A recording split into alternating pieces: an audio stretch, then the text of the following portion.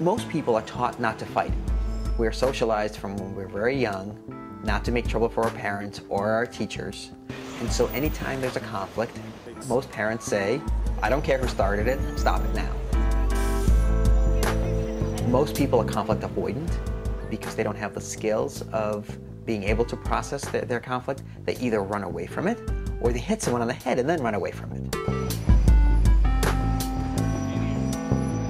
My job is to be able to bring them in a room and help them acknowledge their conflict, talk about it, and hopefully resolve it.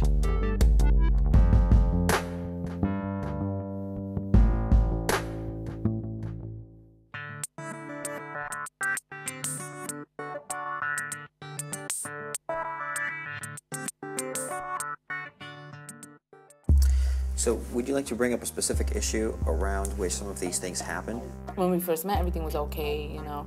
His family, his mother was, you know, I guess she's a hypocrite now. To me, she is, because she said ever since she met me, she didn't like me. At first, you know, everything was good, and I used to go visit. I went to for Thanksgiving, for Christmas. Now, all of a sudden, she never liked me. It may be more helpful if you kept the conversation to how it impacts you. His mother called him, and he tells me, oh, well, my mother said that the only way she'll accept the baby is if you take a DNA test. That was a slap in my face. One of the things that I keep hearing Diana describe is that she sometimes doesn't feel protected by you. That's when she goes into defensive mode, when she starts protecting herself. I tried everything. I feel like, because the thing is, another issue is with my parents. My father, he doesn't like Salim because he's racist, and it comes to a point that I can't even see my family. I can't go visit them. I can't visit my brothers and sisters. I can't call them.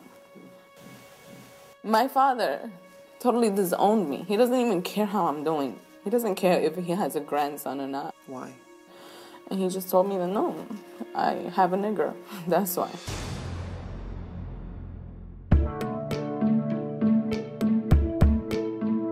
I study body language all the time, looking for subtle changes in a person's demeanor. By looking at it and looking what they do normally, I can tell if they're ready to shift. Sometimes it gives me a sense of the next question to ask. So for example, if I see someone looking up, I might ask, is there an image that comes up for you? That gives me a lot of information as a mediator that I can work with to help bring the conflict to a resolution.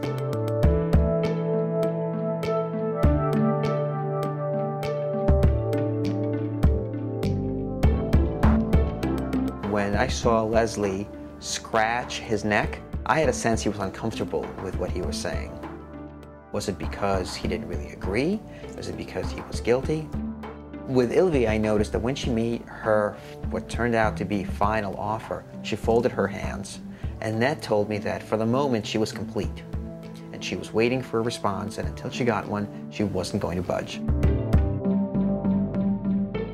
Mr. Smith had left rotting meat and a whole salmon in the freezer for 4 days in 115-degree heat in the middle of July.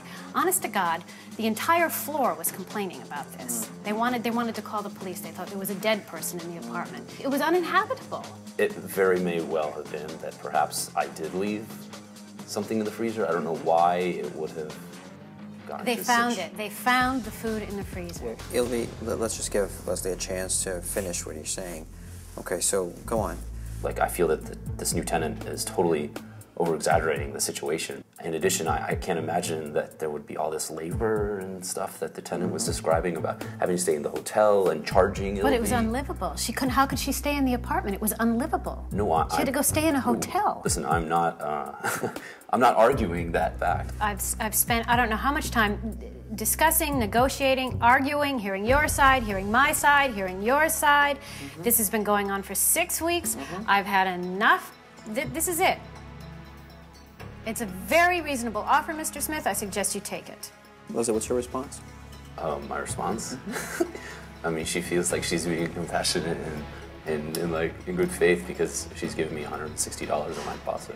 Let's take aside what Ilvi feels or what you believe she feels.